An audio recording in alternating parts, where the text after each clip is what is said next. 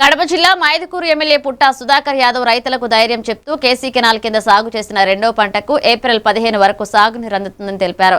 రైతుల ఆందోళనకు జిల్లా కలెక్టర్ దృష్టికి తీసుకువెళ్లడంతో పాటుగా కేసీ కెనాల్ అధికారులతో కూడా మాట్లాడినట్లుగా చెప్పారు. సుంకేసుల నుంచి కేసీ కెనాల్కు నీటి విడుదల ఇప్పటికే ప్రారంభమైందని, మరొక 2-3 రోజుల్లో ప్రవాహం మరింత పెరుగుతుందన్నారు. రైతులు ఎలాంటి ఆందోళన లేకుండా రెండో పంట సాగు చేయాలని ఎమ్మెల్యే విజ్ఞప్తి చేశారు. సమస్య ఉందని చెప్పి అందరూ చాలా ఆందోళన చెందుతున్నారు. ఇప్పుడే కలెక్టర్ దృష్టికి తీసుకున్నాం, కలెక్టర్తో మాట్లాడినాం. కలెక్టర్ రైతులు ఏం తొందరపడాల్సిన అవసరం లేదు, ఏం భయపడాల్సిన అవసరం లేదు. 15వ తారీఖు వరకు ఖచ్చితంగా నీళ్ళు వస్తాయని చెప్పి కలెక్టర్ గారు చెప్పారు. అదే రకంగా పైన ఉన్నటువంటి ఎస్సీ గారికి, సిఈ గారితో అందరితో మాట్లాడడం జరిగింది.